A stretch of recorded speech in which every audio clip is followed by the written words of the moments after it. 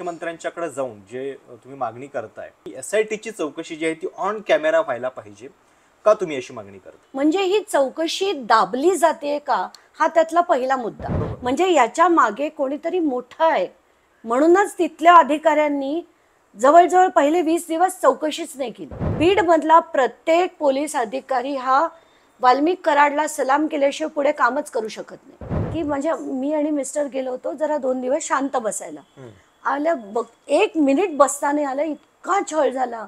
कारण आपल्याला तोडून काय काढायचंय, एक वाल्मिक कराड नाही करायचंय, एक धनंजय मुंडे नाही. हे असे साम्राज्य जिथे जिथे आहे आणि याचा एक मेसेज हे गेला पाहिजे मोडून काढायचंय. इतर ठिकाणी. हे मला धनंजय मुंडेंनी राजीनामा दिलाच पाहिजे. त्याच्याशिवाय ही चौकशी नाही होणार. मी लिहून देते तुम्हाला, नाही होणार.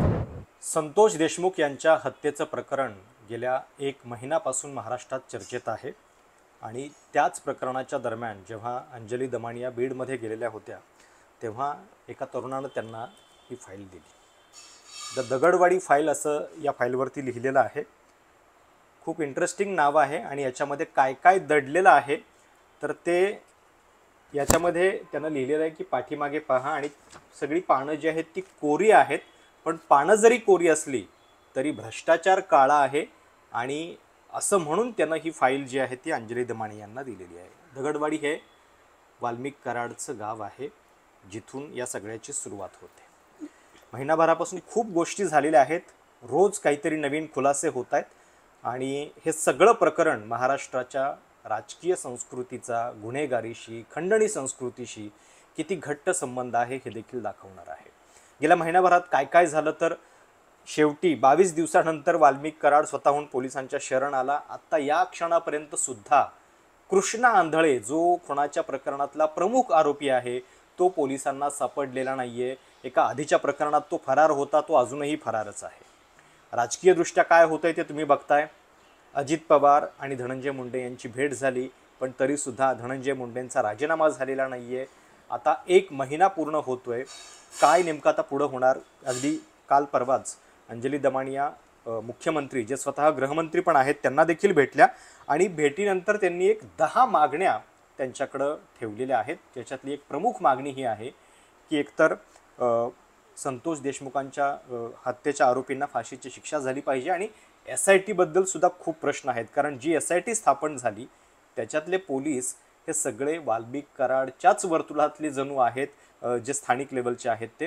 त्याच्यातनं काही पुढं कारवाई पण झाली. स्वतः अंजली दमानिया आत्ता माझ्यासोबत आहेत. ताई, 1 महिन्याभरापासून हे सगळं प्रकरण महाराष्ट्रामध्ये गाजते. तुम्ही स्वतः जाऊन आला आणि ही द दगडवाडी फाईल पण तुम्हाला तिथं ठिकाणं दिली. काय नेमकं दडलेलं आहे आणि आता मुख्यमंत्र्यांच्याकडे जाऊन जे तुम्ही मागणी करताय, सगळ्यात पहिली मागणी तर तुम्ही ही पण केलेली आहे की SITची चौकशी जी आहे ती ऑन कॅमेरा व्हायला पाहिजे का, तुम्ही अशी मागणी करताय? नाही, कसं आहे की खरं तर एखादा मृत्यू झाला, एखादा खून झाला तर चौकशीची अपेक्षा असते. इन्व्हेस्टिगेशन ज्याला आपण म्हणतो ते खरं तर व्हायला हवं. त्याला खरं SITची पण गरज नाही. म्हणजे तिथल्या लोकल ऑफिसर्सचं काम आहे की सगळं शोधून काढणं.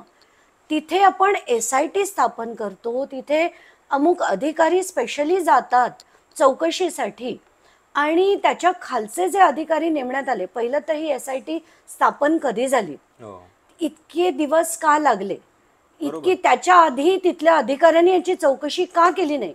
कारण जर तुला आठवत असेल की ती गाडी जर पहिल्याच दिवशी ताब्यात घेतली गेली, त्या गाडीत फोन मिळाले तर त्या फोनमध्ये व्हिडिओज होते असं जे आपण अनधिकृतपणे ऐकतो, तर त्याच्यातले डिटेल्स बाहेर का नाही आले. काल जेव्हा कोर्टात सुनावणी होत होती तेव्हा त्याची सगळी अमुक अमुक डिटेल्स बाहेर येत आहेत. म्हणजे ही चौकशी दाबली जाते का, हा त्यातला पहिला मुद्दा. मग ती दाबली जात असेल तर ती कोणामुळे दाबली जाते, कोण आहे त्याच्या मागे, खरं कोण आहे. कारण आपण जर बघतो की बाबा खरंच जर या 7 जणांनी खून केले असते आणि ते कोणाशी संबंधित नसते तर इतका वेळ लागला असता का, हा त्यातला सगळ्यात कळीचा मुद्दा आहे. बरोबर. म्हणजे याच्या मागे कोणीतरी मोठं आहे म्हणूनच तिथल्या अधिकाऱ्यांनी जवळजवळ पहिले 20 दिवस चौकशीच नाही केली. गाडी मिळून, मोबाईल मिळून, मोबाईलमध्ये व्हिडिओ मिळून सुद्धा त्याची चौकशी नाही झाली. मग जे वाल्मिक कराड यांचं नाव जेव्हा अधिवेशनात फडणवीसांनी घेतलं त्यांनी काय म्हटलं ते अतिशय महत्वाचं आहे. ते म्हणाले की बाबा त्यांच्यावर एक खंडणीचा गुन्हा 11 तारखेला झालाय, पण ह्यात सुद्धा जर ते असतील, अगदी नाव घेऊन त्यांनी म्हटलं, तर ह्यात सुद्धा जर ते असतील तर त्याच्यात पुरावे मिळाले तर ह्याच्यात सुद्धा गुन्हा होईल आणि मकोका लावण्यात येईल. आता याचा अर्थ कुठे ना कुठे, आता गृहमंत्री असं स्टेटमेंट कधी चुकून सुद्धा करणार नाही, याचा अर्थ कुठे ना कुठे या माणसाचं कदाचित त्याच्यात इन्व्हॉल्वमेंट होती हे त्यांनाही माहिती होतं.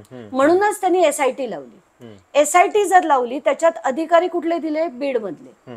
आणि कसं आहे प्रशांत, की आपण जे जे बीडला जाऊन आलेत ना, सगळ्यांना लाखो लोक येऊन सांगतील की बीड मधला प्रत्येक पोलीस अधिकारी हा वाल्मिक कराडला सलाम केल्याशिवाय पुढे कामच करू शकत नाही. त्याला बीडमध्ये आत येताच येत नाही वाल्मिक कराडच्या संमतीशिवाय. इतकं जर हे मोठं असेल तर बीडचे अधिकारी काय खाक चौकशी करणार आहेत? तुमची ही पण मागणी आहे की SIT बरखास्त करून बीड जिल्ह्याच्या बाहेरचे ऑफिसर्स नेमले जावे. एक्झॅक्टली, म्हणूनच मी म्हटलं की ही पूर्ण SIT बरखास्त करावी. 4 अधिकारी नाही, ज्यांचे फोटो आले ते नाही, यांचे फोटो नाही आले ते अधिकारी सुद्धा. आपण लोक बोलतोय, मीडियातनं चर्चा होतीये, संबंध दाखवले जात आहेत, फोटो म्हणजे हे फोटो जे आपण बघू शकतो ते सरकारकडे उपलब्ध नाहीयेत का? इतकी महत्वाची SIT स्थापन करताना या बॅकग्राऊंडचा विचार नाही झाला का? नाही, पण प्रशांत, मी तर म्हणते की त्यांच्याकडे नसतील फोटो, आपल्याकडेही नसतील, पण बीडचा प्रत्येक अधिकारी, जसं मी म्हटलं, त्यांना सलाम ठोकल्याशिवाय आत येऊच शकत नाही. कराडला जरी तो कोणी नसला तरी. तर मग आपल्याला बीडच्या बाहेरचे ठेवावे एवढं साधं डोकं या लोकांनी वापरू नये, साधं. आणि कसं झालंय की आता ही जी चौकशी झाली आहे, ही जोपर्यंत आपण चांगल्या ऑफिसर्स करत नाही ना, मला नाही वाटत याच्यातनं काही निष्पन्न होईल.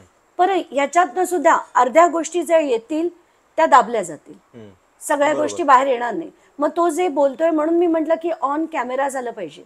मग आपण त्याच्यातली ती बेडची गंमत बघितली, ते 5 जे नवीन बेड आले त्यामुळे त्या अधिकाऱ्यांसाठी आले. तर तेव्हा मी एका डिबेटवर होते, तेव्हा एक सिनियर पोलीस अधिकारी होते, ते म्हणे अधिकारी काय तिकडे झोपायला थोडी येतात, ते तर तिथे काम करायला येतात, झोपायची वेळ झाली तर ते घरी जातील.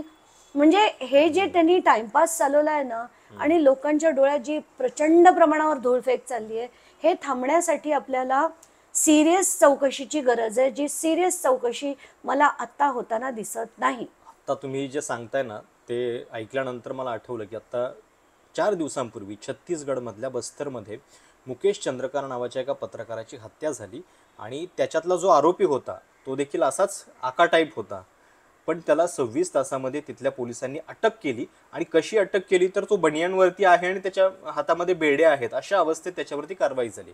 तिथं पण भाजपचंच सरकार आहे, पण इथं कारवाई मात्र प्रत्येक वेळी एक एक गोष्ट मीडियातनं चर्चा होतीये, अंजली दमानियांसारखे कार्यकर्ते बोलतात आणि मग पुढं काहीतरी गाडी सरकतीये. नाही, आता प्रशांत, त्याच्यात सुद्धा तो जेव्हा शरण वाल्मिक कराड गेला तेव्हा त्याला फरफटत गाडीतनं बाहेर काढायला पाहिजे होतं. एक्झॅक्टली, तो गमछा घालून व्यवस्थित आलाय, तामझाम.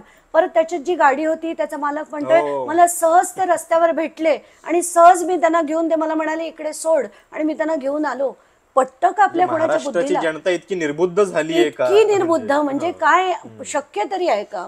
पण तुम्ही मुख्यमंत्र्यांना भेटला, आता या सगळ्या प्रकरणामध्ये काहींचं म्हणणं हे आहे की धनंजय मुंडेंच्या पर्यंत प्रकरण का नेत आहे, हे राजकारण होतंय. म्हणजे आता ज्यावेळी आपण बोलतोय त्यावेळी संभाजीनगरमध्ये एक मोर्चा होतोय की जो मोर्चा म्हणजे अपॅरेंटली धनंजय मुंडे यांच्या समर्थनार्थ की ते या जातीचे आहेत म्हणून निघतोय.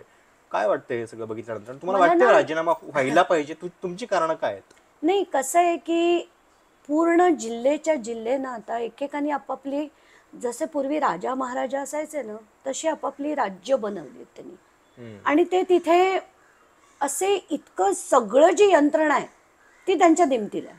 त्यांच्या विरुद्ध जसं ह्या फाईलमध्ये काय दिलंय की दगडवाडी फाईल आहे, पण ती फाईल पूर्णच्या पूर्ण कोरी आहे. कारण का? त्यांच्या विरुद्ध काही रजिस्टर होणारच नाही. अधिकारी म्हणा लोकांची म्हणजे याच्यात तो छोटा मुलगा होता 25 वर्षाचा, तो त्यांनी येऊन मला ही दिली, सील करून फाईल दिली. आम्हाला वाटलं त्याच्यात काहीतरी मिळेल, पण बघितलं एक्झॅक्टली. तर त्याच्यात ती कोरी देऊन त्यांनी एक मोठा संदेश दिलाय. बरोबर. तो संदेश असा आहे की यांच्या विरुद्ध काहीही होणार नाही, यांचे सगळे काळे कारनामे हे दबवले जातील, दाबले जातील आणि हे बाहेर येणार नाही. हा त्याच्यातला मेसेज आहे बरोबर. आणि हा फॅक्ट आहे.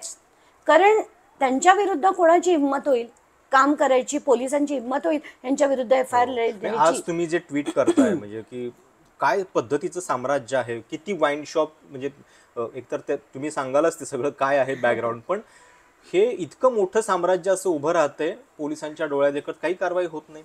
तिथे मी जेव्हा जेव्हा जिथे जिथे गेले, प्रत्येक धंदा म्हणा, धंदेवाल्यांकडनं खंडणी घेतली जाते, काम करणाऱ्यांकडनं, म्हणजे ते सगळेच्या सगळे, जिथे आता थर्मल प्लांट आहे त्याची जी स्क्रॅप निघतं त्याच्यात सुद्धा हे यांचा मोठा हात आहे. राख निघते त्यात इथे त्यांचा मोठा हात आहे. तिथली वाळू जी निघते तिथे म्हणजे लँड माफिया, सँड माफिया, राख माफिया, सगळ्या माफियांमध्ये हे जर असले तर, आणि पोलीस यांच्या दिमतीला, अधिकारी यांच्या दिमतीला, जसं मी काल एक ट्विट केलं होतं की मला एक गोपनीय पत्र आलंय आणि त्या पत्रात असं लिहिलंय की केज तालुक्यात मुख्याधिकारी नाहीये आणि त्याला येऊ दिलं जात नाही. त्याला कोण येऊ दिलं जात नाहीये, कोण येऊ देत नाहीये, तर धनंजय मुंडे तो तिथे अधिकारी नेमण्यात येणार नाही याची खात्री करतायत. आता जर ही खात्री झाली तर त्याचा ताबा कोणाकडे आता, तर एक अंबेजोगाईच्या नायब तहसीलदाराकडे त्याचा ॲडिशनल चार्ज आहे आणि तो कराडांच्या मर्जीतला आहे. म्हणून त्यांचे होणारे सगळे जेवढे माफियाज आहेत ते त्याची उलगडे कधी होणारच नाहीत असं त्या पत्रात लिहिलेलं आहे. पण आणि त्याच्यात दुसरं काय दिलंय की आधी एक NOC आहे, जी NOCचा अर्ज कराड यांनी 28/11/24 दिला. इम्पॉर्टंट आहे, 28 अर्ज दिला, 29 ते रजिस्ट्रेशन करतायत. म्हणजे रजिस्ट्रेशन होण्याच्या एक दिवस आधी अर्ज दिला जातो आणि 2 तारखेला म्हणजे 3 दिवसात रजिस्ट्रेशन नंतर तो त्यांना सँक्शन केला जातो. इतक्या वेगानं NOC दिली जाते. आता खरं कसं आहे की मी जर जमीन घेतली, तुम्ही जमीन घेतली, तर त्याचा 7/12 नावावर व्हायला 16 दिवस लागतात. त्याच्या आधी NOC देऊन मोकळे. म्हणजे यंत्रणेंवर दबाव कसा आहे किती आहे हेच नाही. आम्ही जेव्हा त्यांच्यावर तो पहिला खंडणीचा गुन्हा झाला आणि जेव्हा मी बीडला गेले तेव्हा एक वारकरी मला भेटायला आला आणि ते वारकरी काका म्हणाले माझं BP खूप वाढलंय म्हणे. तर मी म्हटलं काय झालं मला सांगा. तर ते म्हणाले, आणि त्यांनी ऑन कॅमेरा सांगितलंय, नाही त्यांनी असं सांगितलं की आम्हाला सांगण्यात आलं सरपंचांकडनं की तुम्हाला तहसील ऑफिसमध्ये जायचंय, आपल्याला रस्त्याचं काम करून घ्यायचंय. म्हणून आम्ही तहसील ऑफिसमध्ये गेलो, माझी सही घेतली आणि नंतर मला कळलं की वाल्मिक कराडवर जो खंडणीचा गुन्हा झाला तो चुकीचा झालाय, तर तो गुन्हा मागे घ्यावा असे अर्ज होता तो. आणि तो इतका अपसेट झाला की म्हणे, आणि जेव्हा मला हे कळलं ना तेव्हा मी पाटोद्याच्या तहसीलदारांना म्हटलं असे किती सरपंचांकडनं तुम्हाला हे आले, तर मला 3 असे सरपंचांची पत्र मिळाली की सगळीकडे लोकांना सांगितलं भलतं आणि लोकांची मागणी आहे असं म्हणून हे करून घेतलं. तर सरपंच कसं होतं की एक तिथला MP असतो, त्याच्या खाली एक MLAs असतात, MLAच्या खाली त्याचे जे कार्यकर्ते असतात, काही सरपंच असतात ज्यांना सगळे पैसे पुरवले जातात, त्यांची सिस्टम बनवली आहे त्यांनी फॉर को एक्झिस्टन्स. आणि त्यात सरपंचांपासनं सगळी यंत्रणा यांच्यासाठी काम करते. त्यामुळे बीड मध्ये गेल्यानंतर परत तिथल्या म्हणजे एकाच समाजाच्या अधिकाऱ्यांचा विषय पण तुम्ही बोललात. मग तिथून नंतर मग वंजारी समाजाच्या कष्टाचा अपमान होतोय का हा वगैरे पण त्याला एक अशी लाईन दिली गेली. काल पंकजा मुंडेंचं पण एक उत्तर आलं, ते म्हणाले की मी तर नव्हतेच त्या काळामध्ये आमदार वगैरे. तर काय तुम्हाला या सगळ्या नाही कसं आहे की तिथे जेव्हा मी गेले आणि मोठ्या प्रमाणावर एक नाही 100-200 लोकांनी मला तेच सांगितलं, तेव्हा मी म्हटलं याच्यात काही तथ्य आहे की नाही बघूया. तेव्हा फर्स्ट मी जाऊन तिथल्या याच्यात चौकशी केली की जेव्हा मी परळीत गेले तेव्हा तिथले तहसीलदार जे होते ते व्यंकटेश मुंडे होते, परळीचे जे पोलीस अधीक्षक होते ते सानप होते, रुरलचे जे होते ते चाटे होते, गट अधिकारी होते ते वंजारी होते, सहाय्यक गट अधिकारी होते ते वंजारी होते. म्हणजे ह्याच्यावरनं मला कळलं की जे लोक म्हणतात ते बरोबर आहे. मग मी इतर लोकांशी बोलायला सुरुवात केली. त्यात एक मला शिक्षक भेटले, त्यांनी मला पेपर्स दाखवले की बिंदू नामावलीप्रमाणे इथे ही ब्रेकअप पाहिजे, म्हणजे 183 NTD कॅटेगरीचे शिक्षक पाहिजे. बर. पण तिथे 450च्या वर शिक्षक NTDचे NTD. जास्त होते. आणि हे का होतंय, कारण त्याच्या मागे पण गणित आहे. एका शिक्षकाची 25 मतदान असतं.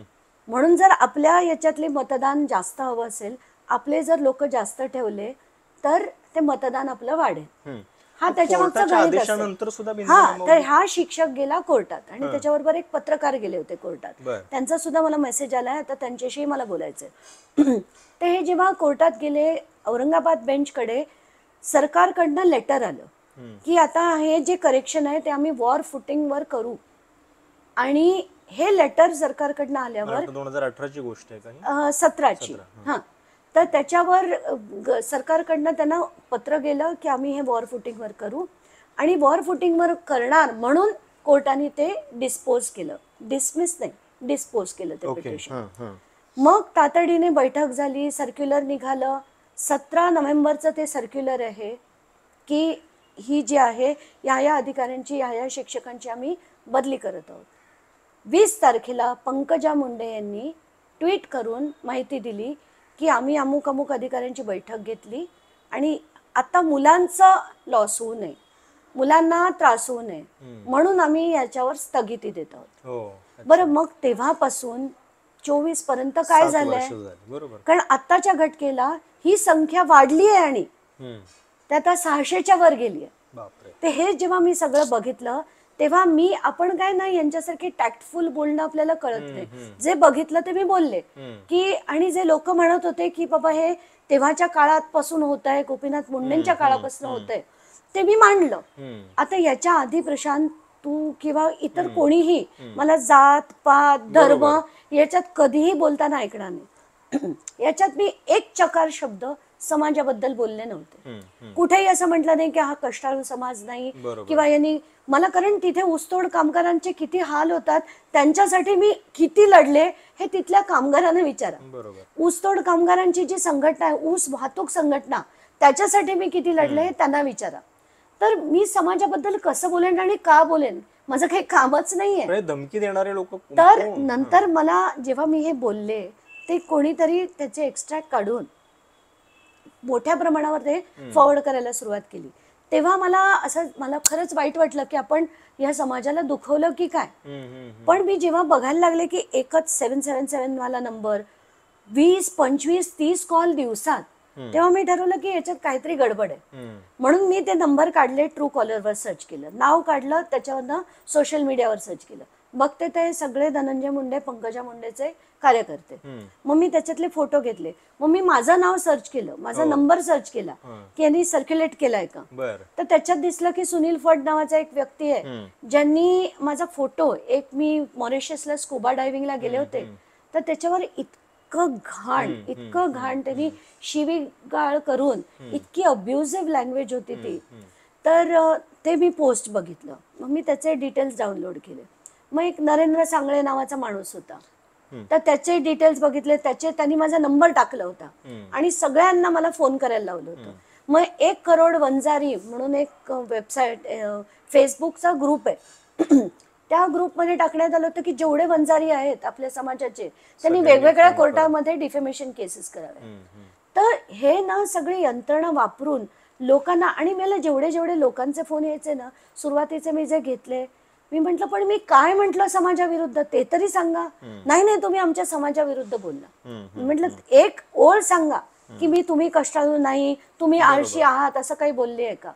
पण काय आहे की ही वापरून लोकांच्या डोक्यात भुसा भरून त्यांना चिथवणं हा जो प्रकार होतो ना, ती करणारी ही सगळी मंडळी असतात. ही राजकीय मंडळी करतात की लोकांच्या डोक्यात, त्यांना एकानेही ते विधान ऐकलं नव्हतं, ती जी लोक मला फोन करत होती, कारण त्याच्या मागे हे सांगळे फड सारखे लोक होते. पण या सगळ्या प्रकरणामध्ये आता चित्रा वाघ यांनी पण सांगितलं आणि महिला आयोगाकडे त्यांनी पण विनंती केली, दखल घेतली गेली या सगळ्याची. आता चित्रा वाघ, त्यांचा मला फोन आला होता आणि मला म्हणाल्या की मी जाऊन जॉईंट CP कडे कंप्लेंट दिलेली आहे, पण तुम्हालाच जाऊन ती द्यायला लागेल. तर म्हणून मी त्याचं सगळं डिटेलिंग केलं, पूर्ण चार्ट बनवला की मला रिपिटेटिव्ह कोणाचे फोन झाले Okay. होते, त्यांनी काय काय टाकलं होतं त्याचे सगळे डिटेल्स काढले, प्रिंटआउट्स काढले आणि काल जाऊन मी तो FIR केला आहे ह्या सगळ्यांविरुद्ध. बर तर जेव्हा मी रविवारी येऊन प्रेस कॉन्फरन्स घेतली, मी कर्जतला होते, 2 दिवस इतका मानसिक छळ झाला की मी आणि मिस्टर गेलो होतो जरा 2 दिवस शांत बसायला. आलं 1 मिनिट बसता नाही आलं, इतका छळ झाला. शेवटी मी त्यांना म्हटलं आपण परत जाऊया, मला प्रेस कॉन्फरन्स घ्यायची. प्रेसमध्ये मी म्हटलं 600 700 800 फोन कॉल येत आहेत मला आणि नावं घेऊन सांगितलं सुनील फड आणि नरेंद्र सांगळे. तर काल नरेंद्र सांगळेंचे मेसेजवर मेसेज आले की ताई मी चुकलो, माझा तसा करण्याचा हेतू नव्हता, मी लेखक आहे, पण अमुक तमुक. बर पण मग तुम्ही आधी लोकांना चिथवता, नंबर टाकता, तेव्हा तुम्हाला शुद्ध नव्हती की आपण यांचा किती मानसिक छळ करून घेतोय आणि का त्यांनी असं काय चुकीचं केलं. पण करतात आपली लोक, त्यांना पुढे यायचं असेल राजकारणात. बरोबर. पण मुख्यमंत्र्यांच्याकडे भेटल्यानंतर तुम्ही ज्या मागण्या केल्यात त्यातल्या 3-4 मागण्या मी वाचून दाखवतो. हो. एकतर परळी थर्मल प्रोजेक्टमध्ये स्पेशल फोर्स लावण्यात यावा, परिसर CCTVनं कव्हर करावा, राख माफिया बंद करण्यासाठी हे करण्यात यावं, ज्या वाहनांच्या वरती नंबर प्लेट्स नाही आहेत ती सगळी वाहनं जप्त करण्यात यावी आणि पवनचक्कीची जबाबदारी जिल्हाधिकाऱ्यांच्याकडे देण्यात यावी, त्याच्यातनं येणारं भाडं शेतकऱ्याच्या खात्यात जमा करण्यात यावं. बाकी शस्त्र परवान्यांच्या बद्दल पण तुम्ही बोलला आहात. Correct. हे इश्यू काय म्हणजे किती हा, दिवसापासूनचे आहेत हे? नाही कसं झालं, आपण जेव्हा जातो ना तेव्हा तिथल्या सिस्टमची माहिती घ्यायची आणि करेक्टिव्ह मेजर्स जे आहेत ना, मला नुसतं जाऊन फडणवीसांबरोबर फोटो नव्हते काढायचे, मला जाऊन तिथे मी गेले असं दाखवायचं नव्हतं. मला खरंच ती सिस्टमिक करेक्शन्स पाहिजेत, ज्याच्यासाठी मी गेले. म्हणजे तिथे जेव्हा महाजेनकोमध्ये मी गेले, जेव्हा बघितलं की ती जी बॉटम ॲश आहे ती रेझर्व्हॉयरमध्ये पडते, 600 एकरचा परिसर आहे, 4 तिथे सिक्युरिटी गार्ड असतात, त्यांना बुलेट दाखवून घरी पाठवण्यात येतं आणि सगळंच्या सगळं तिथनं जी राख आहे ती उचलली जाते. रोजचे कमीत कमी 500 ते 600 टिपर तिथनं राख उचलली जाते आणि त्याचा 1 नया पैसा शासनाकडे येत नाही. म्हणजे Mahagenco is a government body, त्यांच्याकडे आला तर त्यांचे लॉसेस आहेत ते तरी कमी होतील, पण ते होत नाहीये का? कारण तिथे 4 बॉडीगार्ड आहेत. तर तिथे मी विचारलं त्यांना की तुम्ही त्याला फेन्स का नाही करून घेत, गेट का नाही ठेवत, म्हणजे हे होणार नाही. तर ते म्हणाले हो तसं व्हायला पाहिजे, पण ते डिसिशन वरनं आलं पाहिजे. म्हणून मी त्याच्यात लिहिलं की तुम्ही आत्ताच्या गट केला ते फेन्स होईपर्यंत स्पेशल फोर्स लावा आणि CCTV लावा, तुम्हाला कळेल ना कोण तिथनं राख उचलतंय. किती बिनदिक्कतपणे सगळं चालू आहे व्यवहार. तिथून राख जी नेली जाते त्या ज्या ट्रक मधनं नेली जाते, मी अनेक व्हिडिओ काढलेत, हवे तेवढे व्हिडिओ देते. ते अनेक व्हिडिओजमध्ये ते ट्रक्स उघडे, सगळी उडतीये ती फ्लाय ॲश, आणि एवढंच नाही तर पुढे नाही मागे नाही, त्याला नंबर प्लेटच नाही. म्हणजे आपण व्हिडिओ काढून तरी कोणाला दाखवणार आणि काय दाखवणार. तर म्हणून मी म्हटलं असे जेवढे टिपर्स तिथे असतील बीडमध्ये सगळं जप्त करण्यात यावे. का? कारण तिथे वाळू माफिया असो आणि ही राख माफिया असो, दोन्ही ठिकाणी असेच टिपर्स वापरले जातात ज्याला नंबर प्लेट नाही, त्यामुळे त्यांच्या विरुद्ध काही कारवाईच करता येत नाही. ते जप्त केले, रेग्युलराइज केले, कंपल्सरी जर त्यांना नंबर प्लेट केली तर ह्या सगळ्या गोष्टी पकडू शकू. आणि त्याच्यात अजून एक मी जो मुद्दा मांडला होता तो देखील आता तू वाचला, ते टिपर्स नंतर मी आणि एक मांडला होता पवनचक्कीबद्दल. आता सिंपल गोष्ट आहे की तिथे प्रॉब्लेम काय होत आहेत की एखाद्या पवनचक्कीच्या सेटअप करण्याआधी हे जे लोक आहेत कराड सारखे आणि त्यांचे जे कार्यकर्ते आहेत, एक तर ते खंडणी मागतात की तुम्हाला इथे उभं करायचं आहे तर तुम्ही आम्हाला पैसे दिले पाहिजेत. हे का होतं? कारण ते लोक शेतकऱ्यांशी बोलतात, ते अमुक सगळं सेट करतात. तर ह्याची जबाबदारी जिल्हाधिकाऱ्यांकडे का नसावी? एक RDC तिथली जबाबदारी घेईल की तिथे होतंय की नाही, नीट लागतंय की नाही. आता जो शेतकरी आहे ज्याच्या शेतात ते लावलं जातं त्याची तर इतकी मोठ्या प्रमाणावर पिळवणूक होते, इतकी मोठ्या प्रमाणावर, त्यांना भाडं दिलं जात नाही, कारण सगळं खाणारे कराडसारखे लोक असतात. तर सिंपल गोष्ट आहे की बाबा मला जर माझं शेत एक पवनचक्कीसाठी द्यायचं असेल, मी जाऊन जर कलेक्टरकडे रजिस्टर केलं आणि त्या पवनचक्कीनी माझ्याकडे अप्रोच करून मला माझ्या खात्यात पैसे दिले, विषय संपला. पण तसं का नाही होत? आता एवढं डोकं हे काही वापरू शकत नाही, तिथले आमदार खासदार करू शकतात ते, पण ते का नाही करणार? कारण त्यांच्या सगळ्या कार्यकर्त्यांना हा इन्कम असतो, खंडणी मागितली की पैसे मिळतात, हे सगळे धंदे केले जातात. या दगडवाडी फाईलची पानं तुम्ही भरताय स्क्रिप्ट लिहून असं मला ऐकताना आता भास होते. म्हणजे बघा की राख कशा पद्धतीने त्याच्यातून पैसा निर्माण केला जातोय, पवनचक्क्यांच्या बाबतीत काय काय व्यवहार होतात. आणि आता तुम्ही उल्लेख केला म्हणजे माफिया शब्दासाठी सुद्धा किती म्हणजे आता अजून तयार करायचे, वाळू, राख, पवनचक्की, आता वाईन मध्ये पण इतके सगळे घोटाळे झालेत. आता कसं झालंय की मला जेव्हा मी गेले तेव्हा मला अतिशय रिलायबल सोर्सेसकडनं कळलं की यांच्या मोठ्या प्रमाणावर वाईन शॉप्स आहेत आणि बार्स आहेत. तर वाल्मिक कराड यांच्या. तर मी म्हटलं की आपण कधी चौकशी केल्याशिवाय किंवा पेपर वर्क शिवाय मी कधी बोलत नाही. तर म्हणून मी तिथल्या एक्साईज डिपार्टमेंटमध्ये गेले. एक्साईज मधनं मी तिथल्या वाईन शॉप्सचे लायसन्सेस बघितले, बार्सचे घेतले, म्हणजे परमिट रूम आपण ज्याला म्हणतो, आणि सगळे डिटेल्स घेतले. म्हणजे FL3, CL3, CL2 आणि वाईन शॉप्स याचे सगळ्याचे लायसन्सेसचे डिटेल्स घेतले. त्याच्यात मला कुठे कराड हे नाव दिसेना. बर. तर मग मी चौकशी केली की बाबा यांचं नाव नाहीये, असं कसं होईल. मग मला कळतंय की बाबा वाईन शॉप्सचे जे आहेत ना, आणि मी सिनियर अधिकाऱ्यांकडनं ही माहिती घेतली की वाईन शॉप्सचे जे आहेत ते 74 पासून नवीन लायसन्स देणं बंद केले. बर. नवीन लायसन्स जर बंद झाली असतील तर मग 74 नंतर हे ट्रान्सफर कसं होतं ह्याची मी माहिती घेतली. तर म्हणे ते ट्रान्सफर, आता समजा तुमचं शॉप आहे आणि मी विकत घेतलं, तर मी जर गव्हर्नमेंटला पैसे दिले तर ते ट्रान्सफर होतं. ओके. पण बहुतेक लोक जे असे धंदे करतात ते ट्रान्सफर पण करतच नाही. हा. बर. तर म्हणून मी तशी चौकशी करायला आता सुरुवात केली आहे. आणि आत्ताच्या घटकेला काल परवा मला जे एक गोपनीय पत्र आलं त्याच्यात वाल्मिक कराड यांनी एक जमीन घेतली होती. आणि त्याच्या, जसं मी मगाशी म्हटलं की त्याच्या आधी त्यांनी NOC साठी केज ग्रामपंचायतीकडे ती NOC मागितली आणि ती त्यांना 4 दिवसात NOC दिली. म्हणजे रजिस्ट्रेशन नंतर 3 दिवसात, अर्ज केल्यापासून 4थ्या दिवशी त्यांना ती देण्यात आली. तर मग मी ते जो व्यवहार झाला त्याचा अग्रीमेंटची कॉपी सुद्धा आहे त्याच्यात. तर ती एक हंसराज देशमुख नावाचे व्यक्ती होते, त्यांनी 1,69,70,00,000 ती विकलेली दाखवली. ओके. आणि हे जेव्हा मी हे केलं आणि मला कसं आहे की मी डॉट्स जुळवते, जेव्हा मला कळलं की लायसन्सेस दिलीच नाही गेली आहेत, मी म्हटलं या हंसराज देशमुखचं काही लायसन्स आहे का बघूया.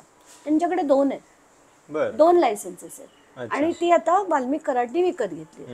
आणि आताच्या घटकेला त्यांचं नाव लागलेलं नाहीये. म्हणजे 2 डिसेंबरला जरी त्यांच्या नावावर ती जमीन म्हणजे ते NOC आली आहे, पण आज सगळ्यात नाव लागलेलं नाहीये. म्हणजे हे आपण बघतो. आता मला बाकीचं सगळं खोदून काढायचंय की असे किती व्यवहार झालेत. मी तर लोकांना म्हणेन की ज्यांच्याकडे डिटेल्स असतील त्यांनी मला पाठवावे, म्हणजे ह्या सगळ्या उलगडा होईल. कारण आपल्याला तोडून काय काढायचंय, एक वाल्मिक कराड नाही करायचंय, एक धनंजय मुंडे नाही, हे असे साम्राज्य जिथे जिथे आहे आणि याचा एक मेसेज हे गेला मोडून पाहिजे काढायचंय इतर ठिकाणी. एक्झॅक्टली. कारण आपल्या देशाला दिशा देणारे आमदार हे समाजसेवा करण्यासाठी आलेले नाहीत, जनहितासाठी आलेले नाहीत. ते जनहितासाठी येणारे लोक तिथपर्यंत पोचले पाहिजेत, तर देश पुढे जाईल. नाही तर चायना कुठच्या कुठे जाते, आपला देश ह्याच्यातच समाज, भांडणं, मारामाऱ्या याच्यातच अडकून पडलाय. बरोबर. पण आता शेवटचा प्रश्न म्हणजे धनंजय मुंडेंच्या बाबतीत जर कारवाई व्हायची असेल तर ती कोण करणार? म्हणजे अजित पवार त्यांच्या पक्षाचे अध्यक्ष आहेत, पण ते या प्रकरणावरती अजून काही बोललेले नाहीयेत. प्रशांत, जर तुला आठवत असेल जेव्हा आपण सिंचन घोटाळ्यावर मी आणि पांढरेंनी जी भूमिका घेतली आणि खूप लावून धरलं होतं, त्याच्यानंतर तडकाफडकी एक दिवशी अजित पवारांनी राजीनामा दिला होता. मग ते, आणि त्यांनी तेव्हा विधान काय केलं होतं की निष्पक्ष चौकशी व्हावी म्हणून. मग आज ते असं का म्हणतायत की याच्यातनं जोपर्यंत पुरावे येणार नाहीत तोपर्यंत ते देणार नाहीत का? पण म्हणजे शास्त्री कुठे होते, एक रेल ऍक्सिडेंट झाला म्हणून त्यांनी राजीनामा दिला होता. इथे इतके पुरावे आहेत की हा यांचा माणूस आहे. उठता बसता, खाता पिता, गाड्या एकत्र फिरता, हेलिकॉप्टर मध्ये, मी आता काही वेळाने ते पण ट्विट करणार आहे, हेलिकॉप्टर मध्ये तुम्ही एकत्र फिरता, तुमच्या जमिनी एकत्र आहेत, तुमचे कंपनीज एकत्र आहेत, आणि तरी तुम्ही म्हणता की काही घेणं देणं नाही. तर दिस हॅज टू स्टॉप. हे मला धनंजय मुंडे यांनी राजीनामा दिलाच पाहिजे, त्याच्याशिवाय ही चौकशी नाही होणार. मी लिहून देते तुम्हाला, नाही होणार. बघूयात या महिनाभराच्या लढ्यानंतर आता पुढे नेमकं काय होते. पण हे असे एक एक कारनामे सगळे भरलेले आहेत आणि दगडवाडी फाईल तुम्ही जितकी शोधत जाल तितकी ती गहिरी होत जाणार आहे. त्याच्यातले नवीन नवीन खुलासे तुम्हाला आणखीन धक्के देतील आणि ज्या पद्धतीची व्यवस्था आपण आजूबाजूला बघतोय ते बघितल्यानंतर खरोखर हादरायला होतं. आत्ता या क्षणापर्यंत तरी अजून धनंजय मुंडेंच्या राजीनाम्याबद्दलची कुठली अपडेट आलेली नाही आहे. अजून पालकमंत्री पदाचं वाटप थांबलेलं आहे. त्याचं नेमकं पुढं काय होतं आहे ते बघूयात. पण या सगळ्या प्रकरणातून जे नेटवर्क समोर येतं आहे ते अशा पद्धतीनं सगळं सुन्न करणार आहे. तुम्हाला या सगळ्याबद्दल नेमकं काय वाटतं? तुमच्या काही सूचना असतील, कमेंट्स असतील तर आवर्जून कळवा. चॅनल सबस्क्राईब करायला विसरू नका. धन्यवाद.